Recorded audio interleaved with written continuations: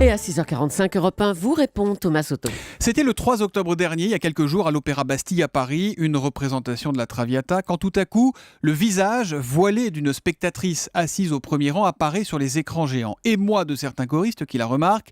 Résultat, la spectatrice et son mari ont été priés de quitter les lieux au deuxième acte. Bonjour Guylain Chevrier. Bonjour. Vous êtes docteur en histoire et vous avez été membre du groupe de réflexion sur la laïcité auprès du Haut Conseil de l'intégration de 2010 à 2013.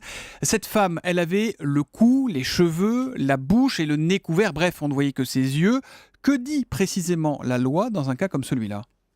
Eh bien, la loi du 11 octobre 2010 précise que nul ne peut dans l'espace public porter une tenue destinée à dissimuler son visage.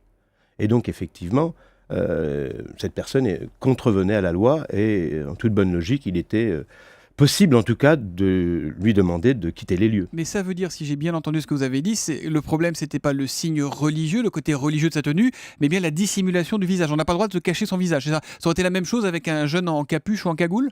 Absolument, même avec un simple masque. Certaines constitutions sont prévues par la loi qui permettent effectivement de se dissimuler le visage, comme lors d'un carnaval par exemple, ou pour un motard, puisque la nécessité est celle de porter un casque. Salle, voilà. Mais évidemment, dans des conditions précises qui sont celles de l'utilisation, donc effectivement, de ce qui peut, dans un certain cas, permettre la dissimulation du visage pour des raisons qui s'inscrivent dans le cadre de la loi. Mais par exemple, si elle avait eu un simple niqab, c'est-à-dire un voile déposé sur les cheveux, il n'y aurait pas eu de souci ? Alors, si on parle de niqab, le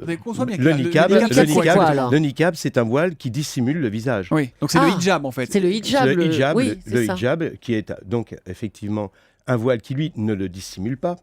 Et qui est une coiffe en quelque Juste sorte. Sur les cheveux en fait. Voilà. Absolument. C'est le voile qu'on voit classique. Un fichu, on dirait un fichu. Est un signe effectivement religieux qu'on peut considérer comme ostensible, mais qui n'est pas effectivement condamnable par la loi dans l'espace public, dans les lieux où peut se retrouver effectivement le public, et puis non plus dans les services publics. Et c'est quoi exactement un lieu public ? Qu'est-ce qu'on met dans cette définition de lieu public ? Tout d'abord, c'est l'espace de la rue, bien évidemment. En plein air, dans la rue. Ce sont les lieux où peuvent se rassembler un certain nombre de personnes, sans autre considération que leur rassemblement, dans un espace où se rassemble du public, finalement. Et puis, évidemment, aussi dans un service public. Alors, précisément, l'Opéra Bastille est un service public, et d'ailleurs c'est ce qu'a rappelé Jean-Philippe Tillet, qui est le directeur adjoint de l'Opéra Bastille, pour justifier cette décision de départ de cette personne, puisque effectivement c'est un établissement attaché au ministère de la Culture et donc bien un service public. Ça aurait été un théâtre privé par exemple, la loi s'appliquait ou pas ?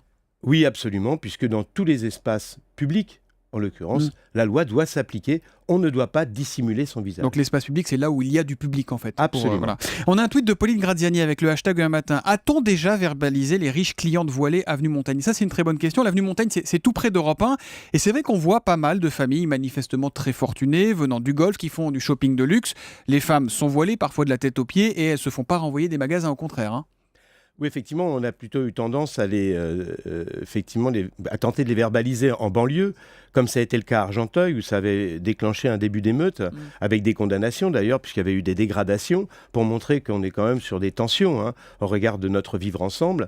Mais concernant les riches femmes venant de certaines régions du monde et qui, aux yeux desquelles il est justifié de dissimuler leur visage à l'aide d'un niqab. Gros, pour celles-ci, elles ne l'ont pas encore été, d'autant plus qu'actuellement, on peut constater qu'il y a très peu de contrôles, sinon pas, concernant précisément le voile intégral. Donc la loi n'est pas complètement la même pour tous dans son application. Je dirais du point de vue, effectivement, de sa mise en œuvre. Vous savez, cette loi du 11 octobre 2010, elle a été aménagée d'une circulaire d'application, qui est du 2 mars 2011, qui précise les conditions dans lesquelles cette loi doit être appliquée, et puis les motifs de la loi, à savoir le rappel d'un certain nombre de valeurs de notre République, liberté, égalité, dignité humaine. Donc l'esprit de la loi est bien là, pour autant elle est appliquée à degrés. Et on risque quoi quand on ne respecte pas cette loi ?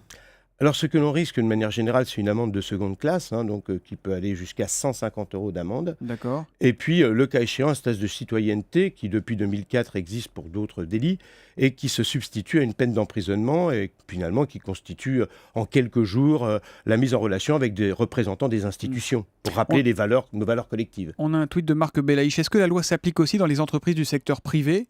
Donc j'imagine que oui, puisqu'il y a Bien du sûr, public aussi. c'est pas un problème de public-privé là. On n'est pas dans le cadre du code du travail, si vous voulez, où effectivement dans le secteur public s'applique le principe, en tout cas pour les salariés du secteur public, donc l'interdiction de manifester effectivement leur appartenance religieuse auprès des usagers.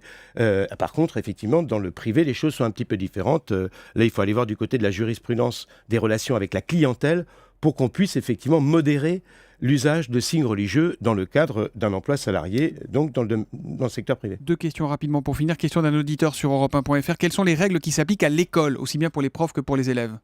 Eh bien, la loi du 15 mars 2004 est sans ambiguïté. Elle interdit le port de signes religieux ostensibles dans l'école publique.